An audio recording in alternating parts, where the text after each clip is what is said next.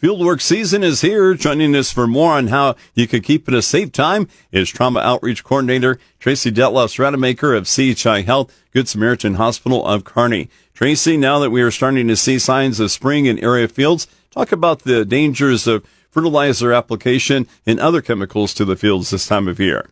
Paul, it is important for all individuals working with any kind of fertilizer or other field chemicals to understand the potential risks and precautions they should be taking while working with these substances. Farmers should always wear the proper personal protective equipment, or PPE, which can include ventless goggles or a full face shield, rubber gloves with long cuffs, or a long sleeve shirt. It's also recommended that people do not wear contacts when working with certain chemicals because it can actually trap any of that chemical up close to their eyes, making an eye injury even worse and sometimes even causing blindness.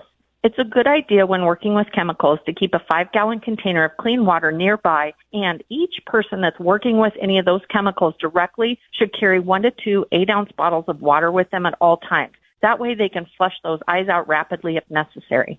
In the event of an exposure, first aid for chemicals, and that is flush, and flush some more, preferably with clean water for a minimum of 15 minutes. But if no clean water is available, you can use any non-toxic liquids that you might have. That could include your cooled-off coffee, some juice, pop, or even a drainage ditch or a cattle tank.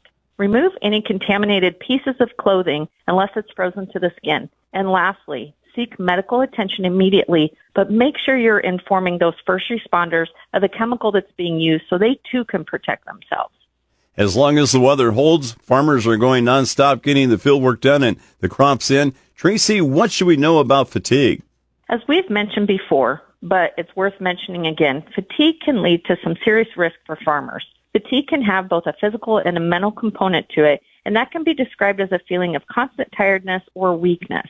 Farmers, particularly during these busy times of years, are often working those long hours and really don't have time to unwind, and then they have trouble sleeping when they get to bed. This cycle can lead to fatigue. Fatigue can also be triggered by stress, depression, not eating well, medications, and drug or alcohol use.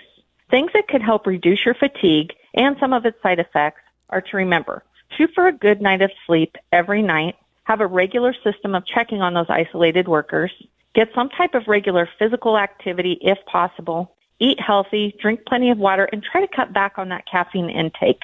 Try to have frequent interactions with others to break up that monotony of isolation while out in the field. We're talking right now with Tracy Dethlefs-Rademacher, Trauma Outreach Coordinator for CHI Health, Good Samaritan Hospital of Kearney. Tracy, this is Distracted Driving Awareness Month. What concerns should we be aware of when it comes to distracted driving?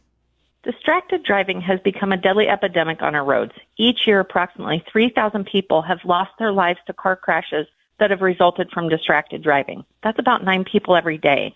Distractions can come in several different forms.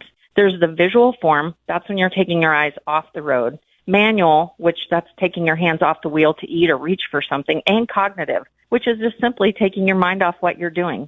Texting and driving are not just happening to the kids, but adults are busy trying to multitask too. With today's technology, tractors are looking more like the cockpits of an airplane. New operating systems require more visual monitoring than simply just looking down the field to get those roads straight. So for all of us, it's important that people driving equipment and the vehicles are remembering to keep their eyes on the road and their hands on the wheels. Tracy, what can you offer for some final thoughts?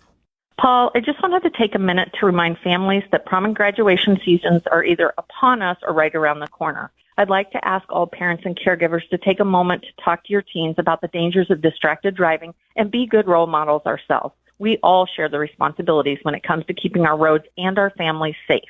Buckle up, everyone. Thanks for joining us, Tracy. And that's Trauma Outreach Coordinator Tracy Dethlefs-Rademacher for CHI Health, Good Samaritan Hospital of Kearney, letting us know how we can keep this fieldwork season safe, also to avoid those distractions on the road. This interview and many others can be found on our podcast page at krvn.com. I'm Paul Perkins on the Rural Radio Network.